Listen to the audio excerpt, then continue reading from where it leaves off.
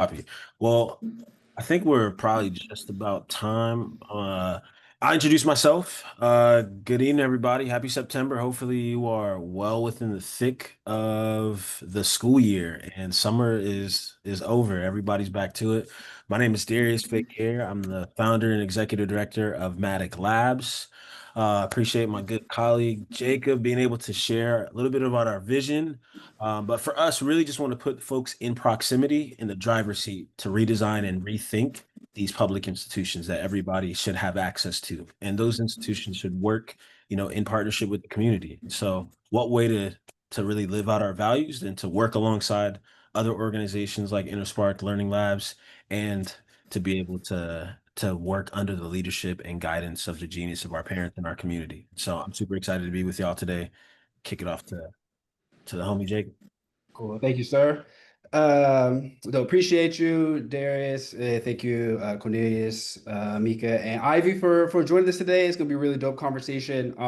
So I just quickly introduce Inner Spark and then kind of tee up the conversation and then turn it over to Darius who will then turn it over to y'all. Darius and I were on the phone right before this, and we were saying the less that him, especially him, but the less that we can talk, the better. So really looking forward to y'all holding down the conversation, and we'll hop in as we need. But yeah, really excited to chat.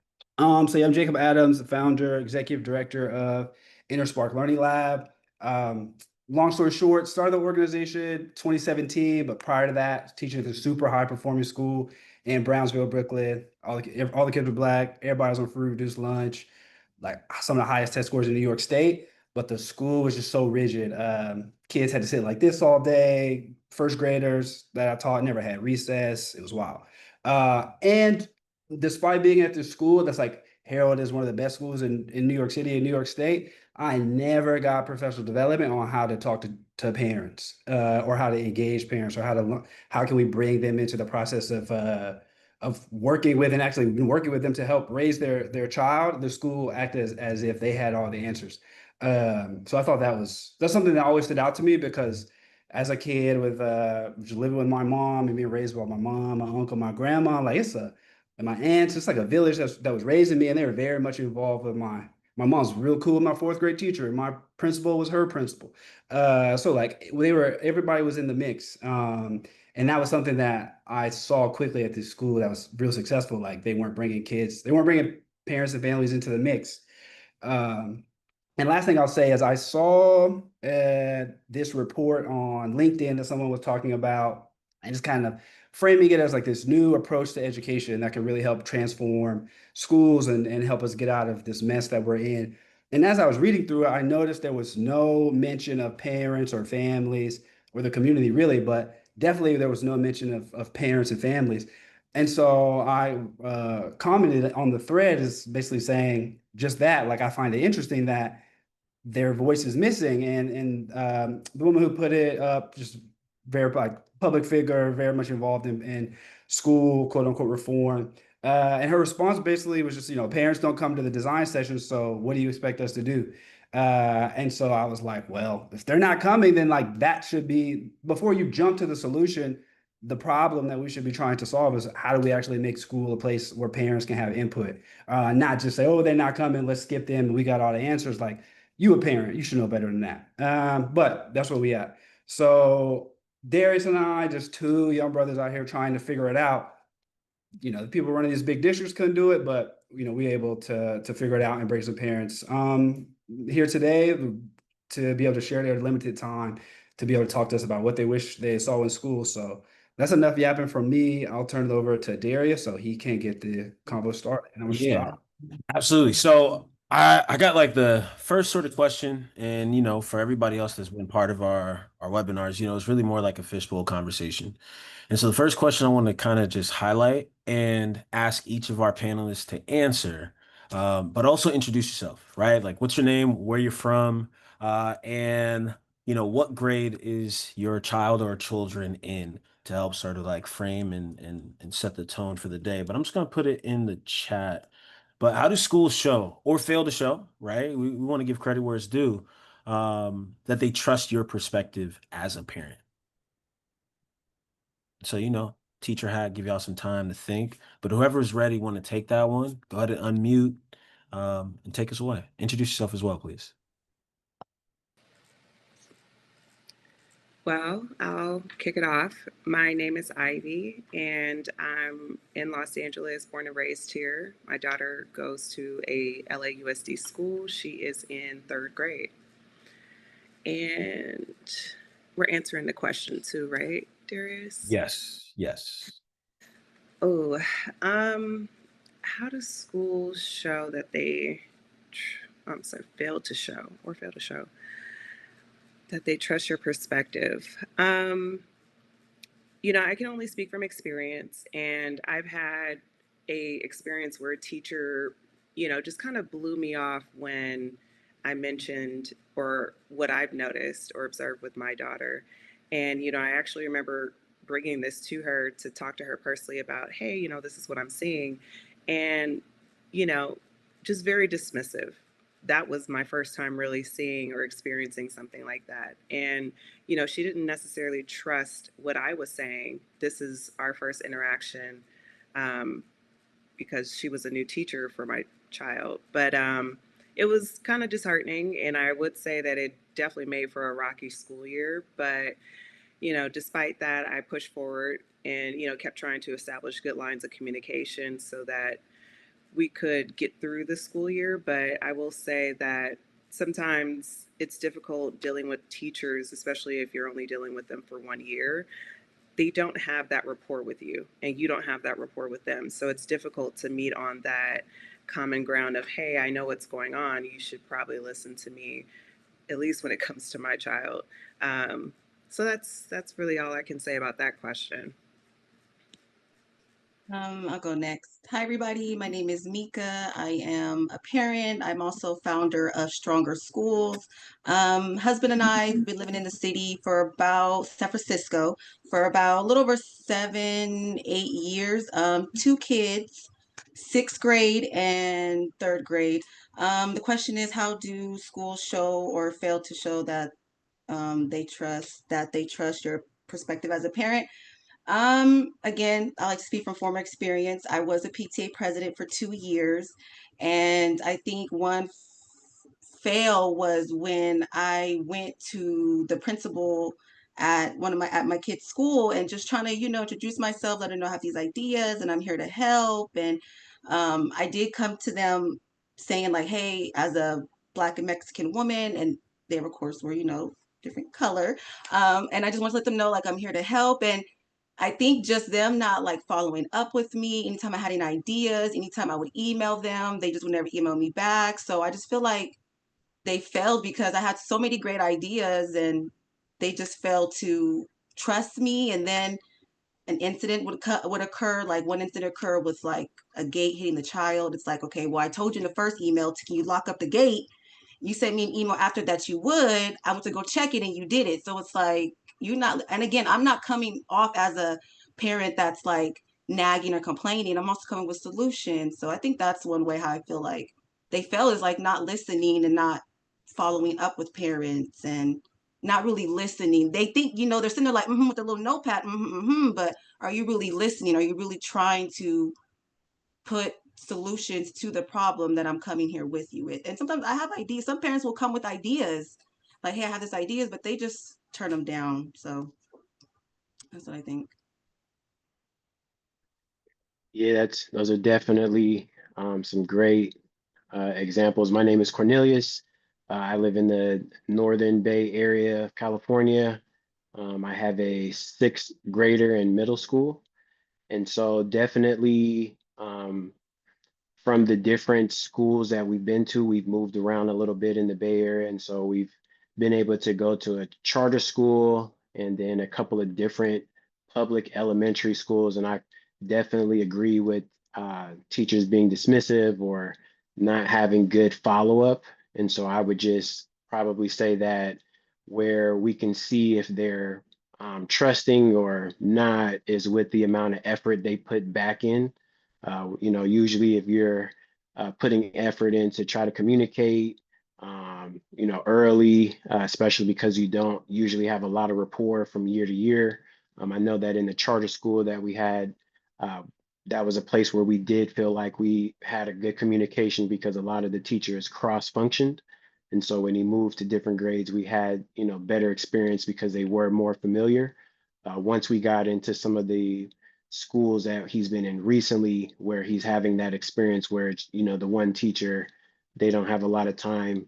I feel like you can feel the trust or the partnership with the amount of effort they also put in once you're reaching out, trying to assist, volunteer, give ideas and different things. And, usually if they're responsive and making those adjustments, they can show that trust, and you can see when they're not because they don't have the same effort that you're trying to give them, for the experience.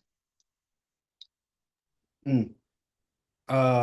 Where I appreciate y'all, and I feel like there's this kind of common thread that I was hearing that I would like to kind of pull in a little bit.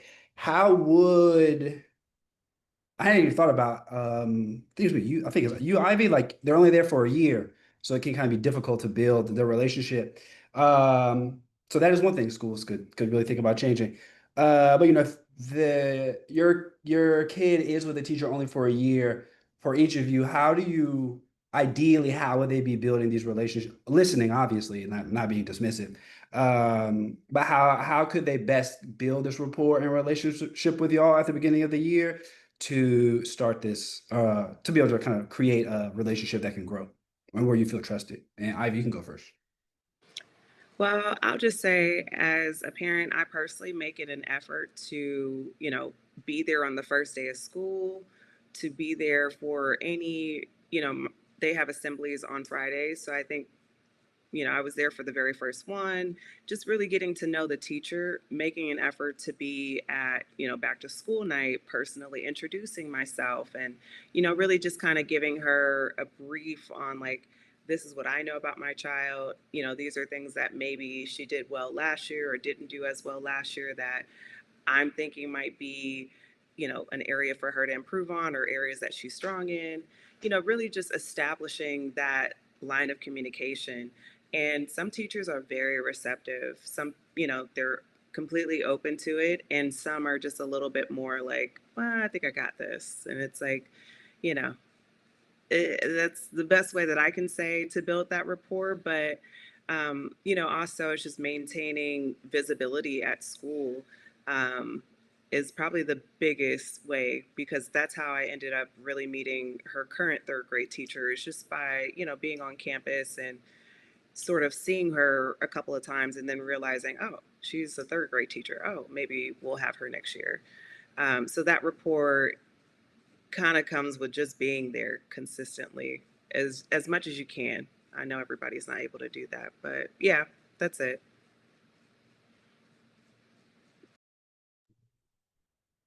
Yeah, and also I think opening up that question to Mika and Corey as well, right? Like, what are the signs that you're looking for, right? Like, what would it mean for your child and you as a family to have that deep sense of belonging? And maybe like, what characteristics are y'all looking for from teachers? That kind of indicate, ooh, this is a space that I want my child to be in Mr. Adams's class next year.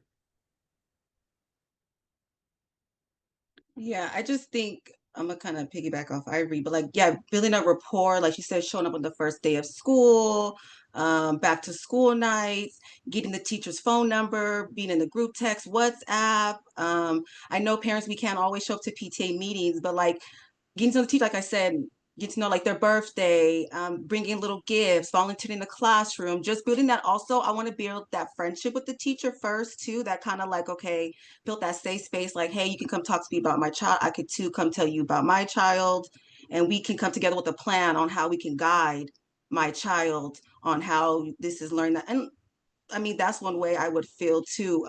We can't, again, parents, we can't all put it on the school system. We too have to show up as well. So I know we can sit here and say, the school, the school, the school, but it's also too, our voice is powerful and stronger than the school. So us showing up, like you said, building a rapport, back to school night. Sometimes the teachers, I ain't gonna lie, I recently started doing it this year. Going my kids' backpack and seeing like they send home like little things like saying the teacher's email, their name, filling out, hey, what do I need to know about your child? Things to know. So also two parents going in your child's backpack and filling out those forms also really do help teachers get to know your child, get to know you. So that's one of the ways I would say.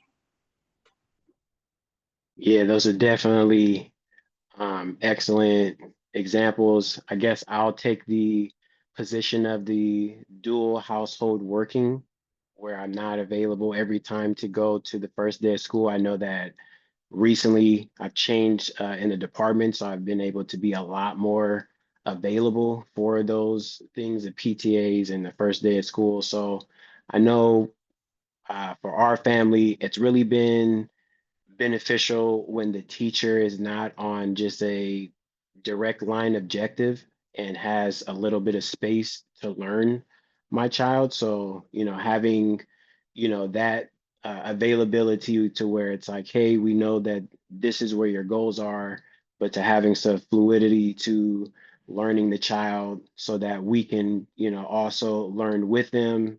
Because I know that, just from my experiences, I definitely did not like my last teacher talking to my next teacher.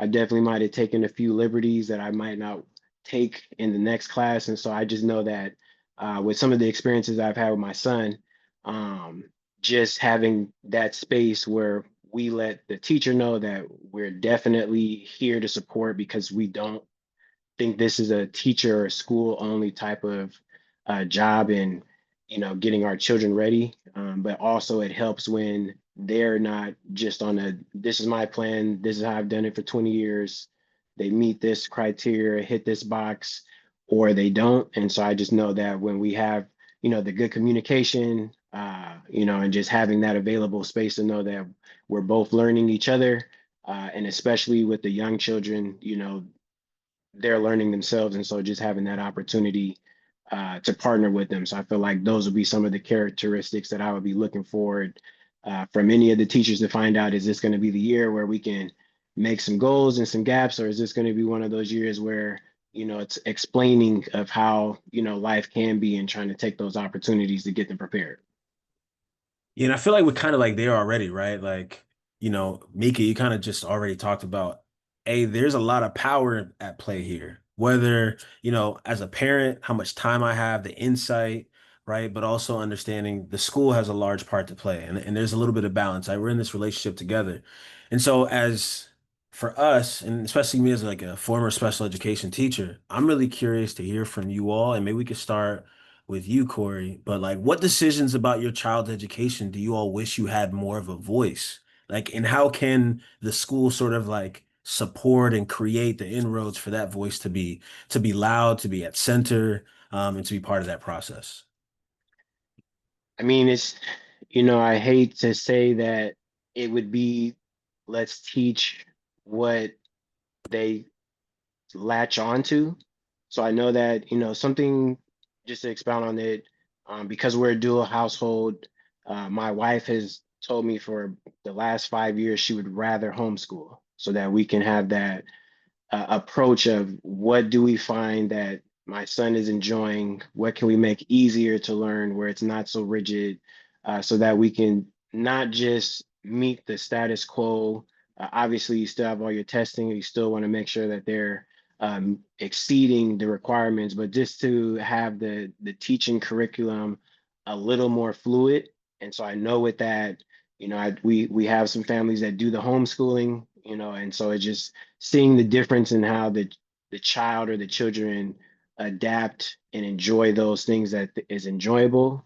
I know that, in the public schools that my son is in now, there's certain, things that they come across very quickly and get right out of to the next thing that, if we had a little bit more time to expound, just to keep him more engaged in that versus, hey, I just need to pass this test. I need to get this good grade so that I'm not grounded. I can get on the video game. And so I feel like if we had a little bit more uh, ability to mold the learning to the child, throughout versus waiting to a certain point and allowing them to have the different type of classes that they can take, just I figure it would help them to, stay a little bit more involved. So that would be something that I would be looking forward to more controlling.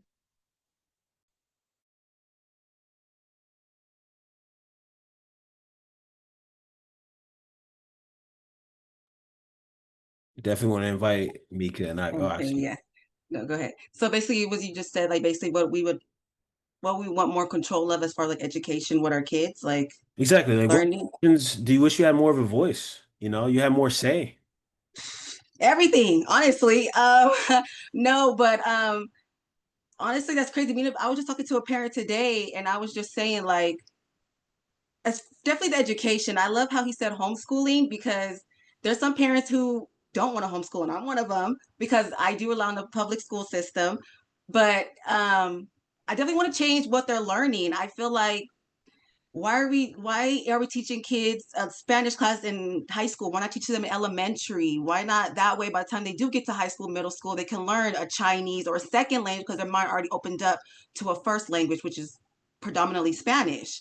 Um, Maybe also too, I would love like what they're learning. Why what happened to bringing back trades? What happened to learning how to why not bring a class to where girls can learn how to do nails or cut hair or like cooking? What happened to cooking classes or I don't know, changing?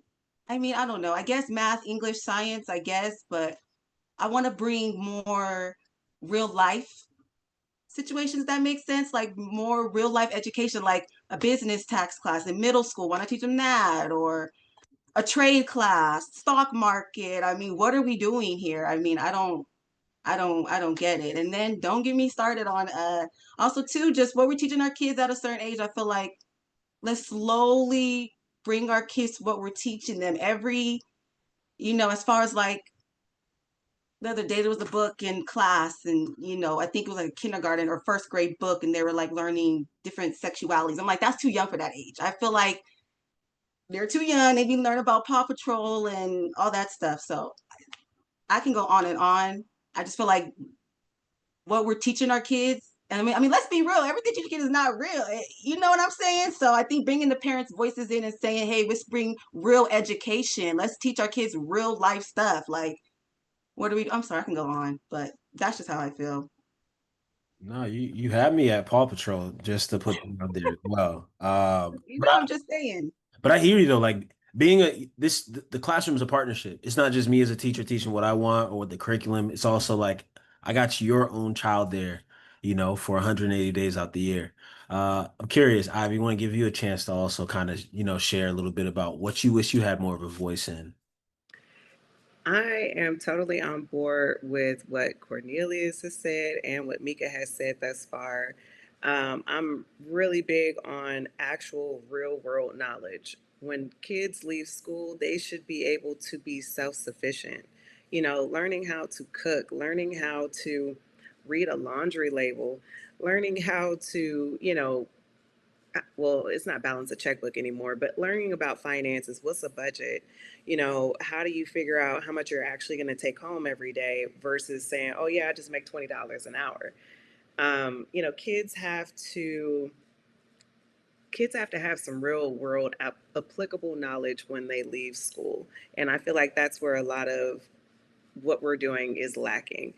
Um, and also, I think we touched on this in our prior conversations, but not feeling as a parent, I feel like teaching children it shouldn't be biased. It shouldn't be politically driven. It should just be the facts. Um, and also, I remember I want to say it was maybe a year or 2 years ago, getting a permission slip from the school in which I had to grant permission for my daughter to participate in a African American studies project. And I was just kind of floored because I'm thinking, well, African American studies is part of history.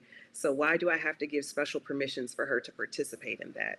That's something that you just participate in versus there's other things that happen at the school where I was not asked or granted any sort of like, oh, do you want your child to participate in this particular discussion about sexuality? And I'm like, she's 7. I don't really have the words to explain to her what all of this is just yet. It's not, parts of it are age appropriate, but parts of it I feel like we're a little beyond her level of comprehension or even her level of maturity.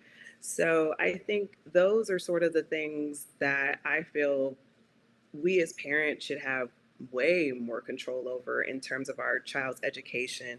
Even putting together some sort of tract for them. You have your core curriculum, and then outside of core curriculum, we should be able to decide, okay, I want my child to learn a little bit of this, a little bit of this, put them on the trade track, like just like Mika was saying, there's things that they don't learn, like trades and basic knowledge that you have to literally go out here in the world now and either pay for or look it up on University of YouTube and just kind of figure it out. But I think we're doing the kids a big disservice when we tell them, hey, you graduated high school and you're done, and you should be able to operate in the real world. And some of them can't cook, some of them can't clean, some of them can't drive, some of them, like there's so many things that they're not able to do that they have to seek outside resources.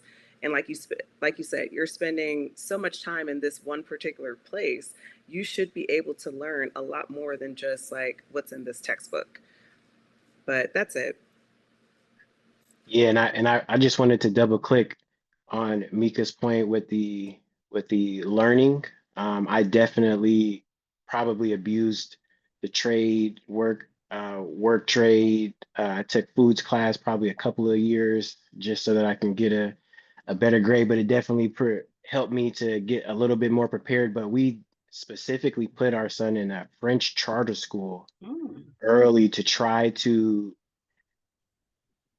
infuse more outside of America, more international mindset. And so I thought we would like really benefit. And what I found is that there's not a lot of teaching it after a certain grade because they have to catch up. And so I think that with that language, addition starting early and actually working with the child versus, hey, memorize this, keep up Mm-hmm. with these sayings, because it was very enticing early because he's learning some of the words and the different things, but as soon as he got probably to third or fourth grade, now it's more of just like school. And so now he's not doing the extra Duolingo. He's not wanting to put the extra effort in to speak to the people that also speak French outside now because he's not keeping up with some of the immersion students that were already there. And so I feel like if there was a better opportunity for more actual support on teaching the child versus us, I think we paid for a couple of tutors just so that he wouldn't fall too behind with what he needed to do for the curriculum. But I feel like definitely that was something that we thought would be beneficial early on. And if I had another go at it, probably trying to bolster the support around it during the school and not making it so like math, like science, treating it a little bit more fluid, that probably would help them with some of the additional languages and, get their mindset outside of like myself. It wasn't until I was older to where it was more than the Bay Area, and started to see a little bit more of the world. And so that was definitely something that we tried to start off with. And so, yeah, definitely learning French and having to make a grade on it and then still needing to keep up with the math, the English, and the sciences. It definitely got a little bit overwhelming. And so I know near the end of it, that wasn't something he was looking forward to anymore. I think now that, we're in a couple of schools later, um, he's starting to ask a little bit more about Spanish. So I'm hoping that because he had that little exposure, and there's some students that are around that speaking a lot of Spanish, and so it's bringing him to that. I'm hoping that we can build upon that. So I just wanted to double down on that. Definitely feel like the language learning will definitely open up some avenues for most of the children these days, for sure. No, yeah, I agree because my daughter, she goes to a predominantly Mexican school, and I'm just like, there's some friends. I'm just like, it's so crazy because she will have so many more connections with other people. And even my son too, like, he had a hard time making connection. He was black, making a hard connection with the Mexican kids. But I'm like, if we taught our kids Spanish and had a little classroom together, they would build a connection with somebody. And not even that too. It's like you said, hopefully it will open up the avenue for them to want to learn Chinese, Arabic, Mandarin, and then, to think about the job opportunities. And I mean, there's been times where, I'll see I'm bilingual and I'm actually going to school for a Spanish class, but there'll be times where there's like this Mexican mom at my school and she looks like she's so cool, down to earth.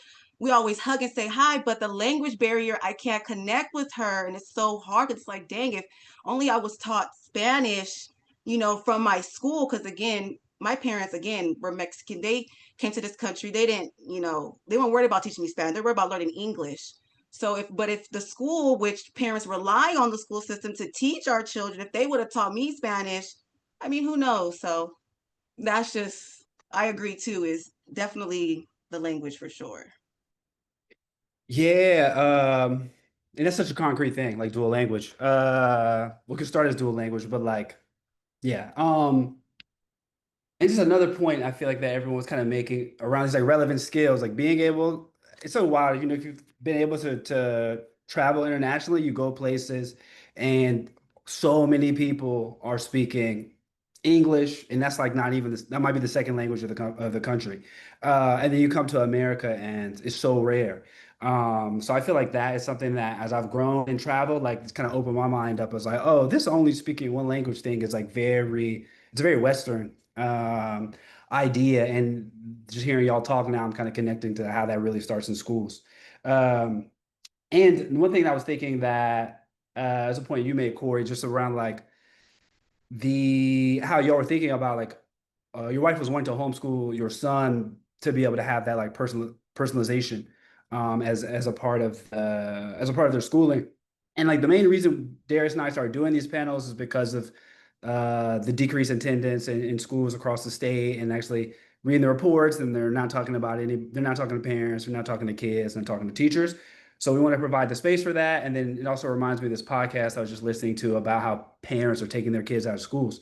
And so now I'm wondering, and if this feels too duplicative to the question we just asked, let me know, but or redundant rather, if what's like one or two things if your school had like okay, cool, this is definitely the place for my child. And like if they could just do these things, this is somewhere I want my kid to be, and I want my kid to stay, and I'd be telling other parents to pull up.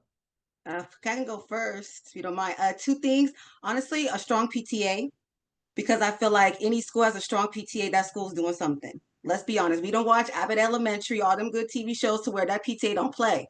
Parents know I go to that PTA, okay, it's a problem. So a PTA, and honestly, one thing that kind of got me interested, if I know we're talking back about trades, but there's this one school and their middle school or high school had like a little taco truck stand to where the kids had an LLC for that school created an LLC business for the kids can work and get a job, work there and feed the kids there. So honestly, if I had a school that had like a little business, like, hey, this school has a lemonade stand that the kids own and could make work money and a strong PTA, oh yeah, I'm in there. So those are the two things I would say.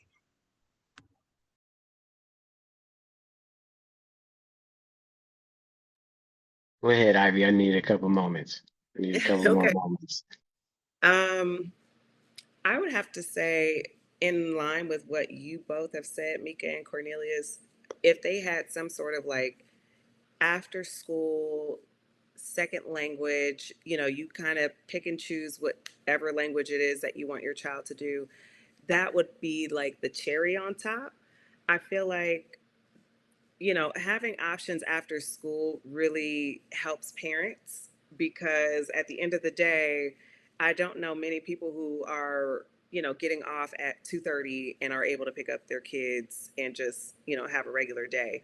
So I would say a very robust but beneficial after school program with some sort of like late bus or something like that, to give parents that flexibility to continue working even while their kids are, learning and being tended to. But also, yeah, I mean, honestly, that would be my biggest thing. The other ideas that you've mentioned, Mika, I've experienced those. So those are, I would say they're very beneficial for the students. And um, blessed to be at a school that does have those two things to really push kids forward. But at least from an elementary perspective, I would say just a robust after school, options that are both paid, unpaid, or, group paid by donations, things like that. would be very helpful because it's tough out here as a parent when you're trying to, make sure your kids are well rounded, but you kind of have to shuffle them between school to tutoring to whatever other extracurricular activities they have. If we could do something that's a little bit more, the school be the nexus of all of those things. But that's my answer. Yeah, I love that. Ivy, it's making me think, I lived in a lot of different places. I lived in, rural America, lived in Baltimore City, attended Baltimore City schools, but also like suburban Ohio. And I realized like depending on where you are in America, the schools may function in those ways. Right. And thinking around like how do we get some of those best practices in places where the parents are saying, hey, we actually need this. We actually need you to be a nexus. And so maybe something to really just like kind of get us to like the latter half of our convo, but I'm actually curious around like what about the schools? If you were to sit and really think around like how do we design the schools in ways that really cultivate the genius of our parents, right? Like how could schools tap Ivy as a resource? How could schools tap Corey as a resource? How could schools tap Mika as a resource? What are the ways they should go around understanding the genius that's there and then working alongside y'all to create that shared vision for your kids? And I know it's a big question, so take your time, process. I see you, Ivy. Ivy's like, Darius, relax. Darius, you're asking for full reform of our entire society. I The short answer to that would have to be, there would have to be a lot of reframing of how we as a society operate. And I think COVID, you know, it's a dirty word now, but it's like during that time, there were a lot of creative communities that were developed to ensure that kids continued learning, that they continued their social skills. And I think it came down, I heard this idea from my cousin who was like, oh no, my daughter stayed in school. We formed a pod. And, each parent or group of or each individual parent or group of parents depending on the household, they contributed, whether it be leading some sort of discovery or lesson of the sort, or hiring a teacher to carry out certain aspects of learning and then just kind of supplementing it with like, oh, so and so knows how to bake, so we're going to teach the kids how to bake this week. Or so and so is a doctor, so we're going to talk about blah blah blah. um, you know it's going to require kind of reworking because, again, in order for parents to be fully able to participate in such a model, we have to also have support from our work environments. And if the work environment is not conducive or supportive of active parents, you're not going to get the active parent. I'm blessed to work in an industry, or at least with an employer that understands that me being an active parent in my child's education or at her school is imperative for not just her, but for me. If I'm a parent that's fulfilled and I feel fulfilled that I've given to my daughter in her school, I'm going to come to work a little happier and less frustrated with the whole system. But there's not a lot of, oh, I won't say that. There's some employers that are still stuck in this mind frame of you have to be at work and you have to be here, you have to do certain things, and they're not as flexible.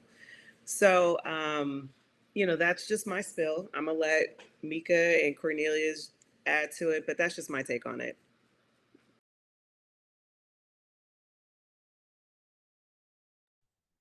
There's say it one more time. So what was the question again? Yeah, like how could schools really work in a way that taps you as a resource? Yeah. Honestly, just ask. I feel like a lot of schools don't ask. I think ask me, and then but then ask me, don't throw on me. When I was a PTA president for 2 years, I learned trying to get parents. I always ask parents, look, whatever you can help me with. If you can volunteer, if you can donate $5, if you can just buy this, if you can just whatever you can help me with, I think I'll take. So I think asking, and then also Tushy's Ivory, parents, who can bake, who can cook, who can, I think that's one way we could use too, is use parents as resources. If let's say, hey, the school needs a new paint job. Well, hey, somebody's uncle owns a paint shop around here, somebody, or hey, we're trying to raise money for, cool shades. Oh, well, my cousin has a little taqueria stand. Let's make tacos, sell them. Or my cousin got a little barbecue stand. Let's sell them. So I think just asking us to, um, but don't give us a position, if that makes sense.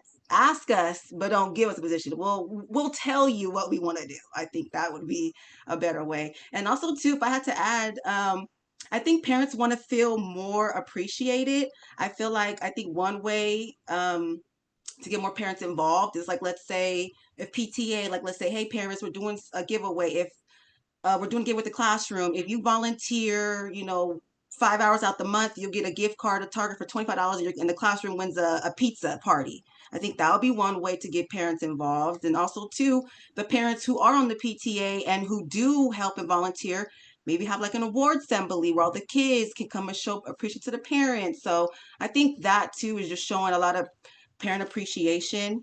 I think too, when I was a parent, I didn't really feel seen. Like my, principal really doesn't make eye contact. I think you have to always, when I was PTA president, even if people didn't like me, I always still said hi to them, always, still smiled. But I think that's one thing I would say. Yeah, it works for the kids because it works for people. Hmm. Everybody wants to go where they're celebrated, not tolerated. So I appreciate that reminder, Mika. Uh, Corey, what about you, man? Yeah, I I'd have to say my sister would be mad if I just chimed and said, yeah, all of that, because I'm probably the parent that you send the email to. I read it and I say, man, this weekend we going to do this, or I got the $20 for you. So I'll take the other perspective of I feel like and I guess this would be a kudos to just how the system has matured with the technology. So I feel like with some of the schools adopting the parent apps and the Aries apps and having that type of communication, it gives me as a parent that's not always available to go to all the events. I'm not going to always want to um, have the time to take away from something else to do, but having that kind of communication where if something is sent and it's around, my son in a learning environment and, they feel that something has changed, just having that open line of communication and having it more than just, hey, come to the school, and if you're not here in my face, I'm not thinking about you. So I feel like when I get that support, virtually, when we do show up after school, if we do come to an event, and just being able to have that communication, I think will go in hand with all the ideas that have been presented, because really it is a entire community style shift in order to make it something that can stick. Because if people aren't feeling appreciated on either side, I know that with some of my family members being teachers, you hear a lot of the other side of where they're not being appreciated as well.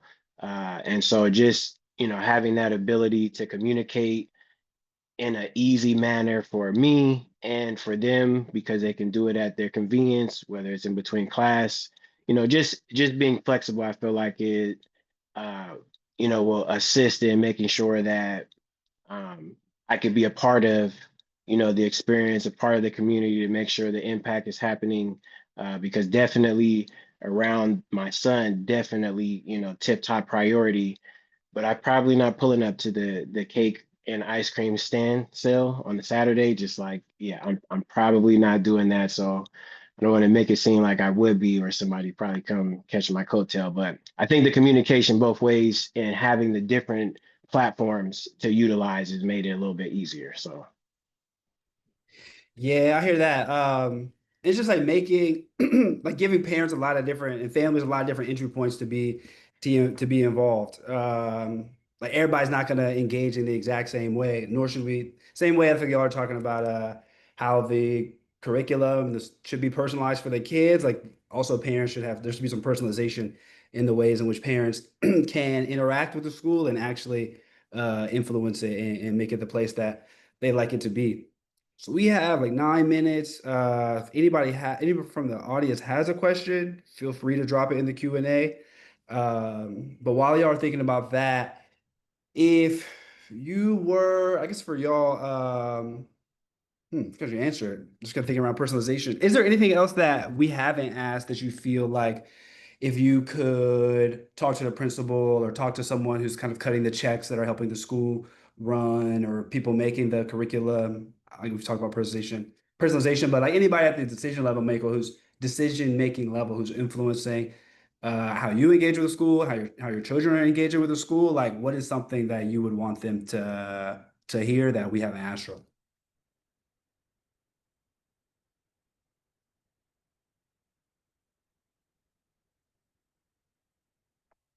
I think we kind of like talked about everything. I think the only thing I would want to kind of like end everything and say is just like it's a teamwork effort when it comes to the school system and parents. Um, and just realizing it's a step at a time. And I think just maybe trying new ideas, realizing the old ideas are not working anymore, and it's time to make new changes. We want to see new things. Um, and also too, also what Cornelius said, I like what he said too about teacher appreciation. I think that's one too.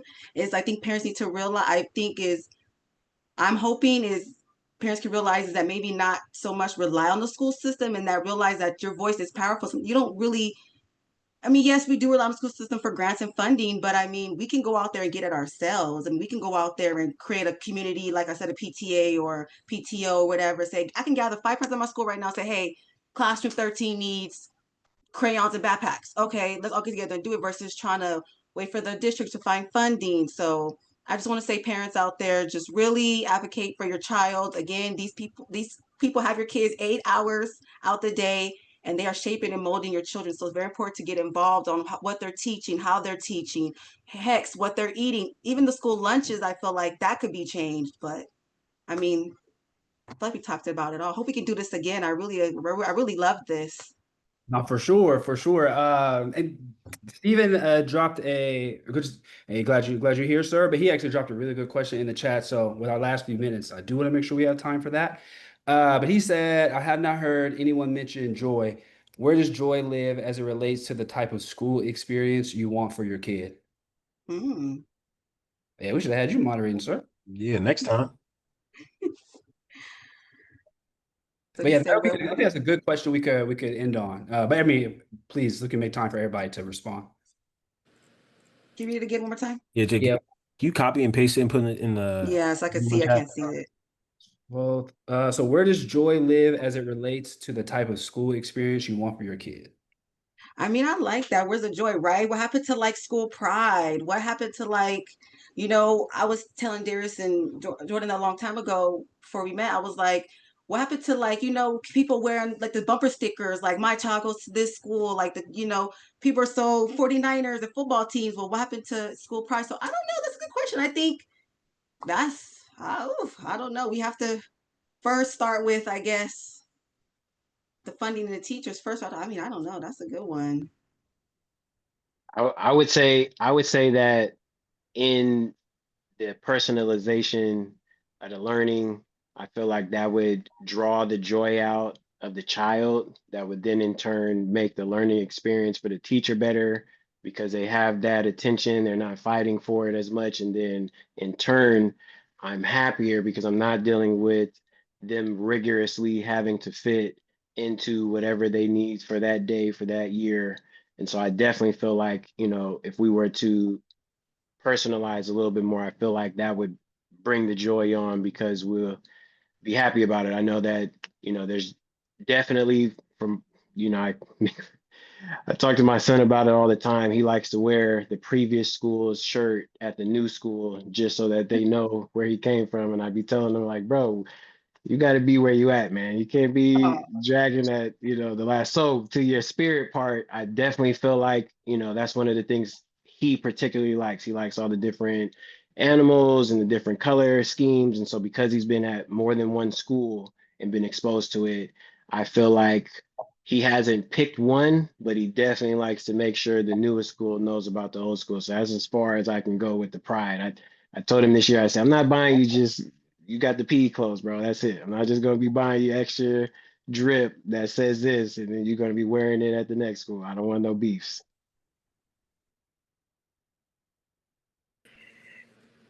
I'm loving that. But Tamika's point, I had that in my notes. Bring back cook lunch. I'm tired of seeing burritos coming back Right. from the school that are wrapped in plastic. I'm tired of seeing, just the hella processed foods. When I was going to school, school lunch was like top tier. And now it just Right. Right. Right. chili mag, bring back the chili mag, give me some, sloppy joes or something. Okay. Man, Goodness. school lunch I is couldn't petty. wait till Tamale Day. Quit playing. We'll be at our school. Ooh, quit Yes. playing. Look, I looked forward to it. And to your point, I remember being in school and helping out doing school lunch just so I could get us lunch, a sandwich. I wanted a hot lunch. I volunteered my time, and that's kind of what led me to continue to volunteer my time. But to answer the question about where joy lives as it relates to the type of school experience I want for my kid, I will say when I was looking for a school for my daughter, Joy led the way. I absolutely I was big on touring the school and seeing exactly what it is. Is it colorful? Do they have plants? Do they have grass? Do they have a space for them to play? Is it all asphalt? Like, what are we dealing Mm-hmm. with here? Um, because she was blessed to go to a preschool that was very colorful, very green, very vibrant. And I wanted, I just saw how she enjoyed it and how the other kids enjoyed it. And coming out of COVID, it was very important for me to make sure that she was in a space where she felt lively. And I remember going to tour one school, and I remember looking around and I was like, this place just looks sad. It Mm-hmm. looks, very dreary, very it almost feels like jail. And it just it didn't spark any joy within me. So I can only imagine what it did for her. But when we got the call about the current school that she's at, I remember going there and I was like, wow, they have like a grassy area for a yard. They have trees everywhere. They have paintings done by the students that are on the walls. And it really just for me, it looked like the kids enjoyed being there. So from Mm-hmm. that, I was like, no, this is where I want her to be. Because Mm-hmm. if those kids love it and they're putting all these beautiful paintings up and their garden looks nice and they're running around playing, I'm sure she's going to love it. And Mm-hmm. for me, that is what led the way for everything. The moment she's not happy is the moment that I'm going to look for something else. But, for now, we're doing good. And, I will say I'm very big on that. Making sure that she's happy, that she's, in a good headspace because Mm-hmm. otherwise, what am I doing it for? Mm-hmm. You know? But that's it. I mean, that's a bar though. Mm-hmm. Like without that joy there, what are we doing it for? Yeah. And I appreciate whoever put that I forgot who it was that put Oh yeah, I see right here. Yeah. whoever And then put one that in the chat.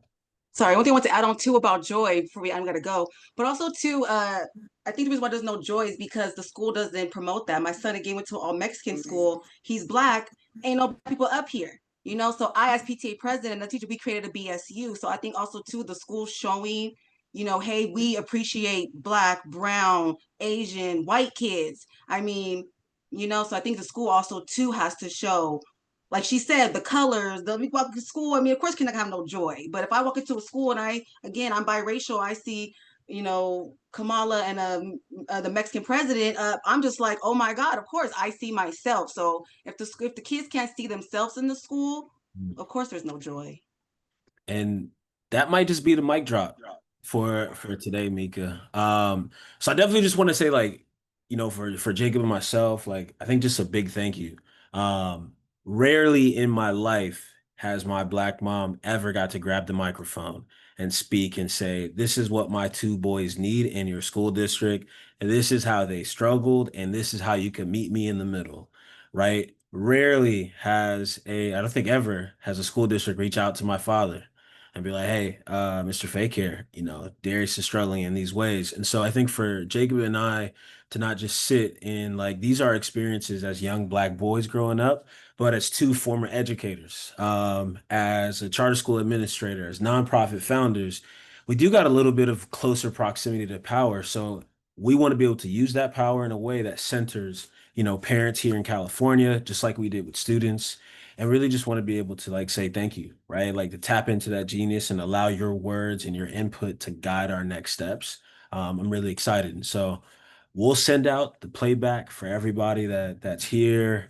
We'll make sure everybody here is added to our newsletters to stay tapped in. And then about like next month, Jacob and I will have kick off our third part of the series titled What Teachers Want, and really be able to drive what we learn from students and what we learn from you all, and really like layer on this third aspect of knowledge building with our teachers who our kids are spending 8 hours a day with. So thank you. Yeah, same. Just much everything Darius said, and just yeah, much appreciated. Thank you all for the time. Everybody's kids in school. It's the end of the day, so thank you everybody for making the time. And this is not going to be for nothing. Like we're working really hard to use this information to inform our organizations do every day, and then also being able to use this to go present it to some people who have some decision making power within the schools and within funding, to have them wanting to be able to create more spaces like this so parents can actually provide input that can be used and then take that stuff to actually make changes, and not be hitting you up to do it all, Mika, because we know the ideas are there, but that don't mean the responsibility of doing everything should be on the parents. It's got to be actual partnership. So appreciate y'all. Thanks everybody for pulling up. We'll make sure to get the link to everybody. Yeah, take care. Enjoy the rest of the week. Peace, everybody. Bye.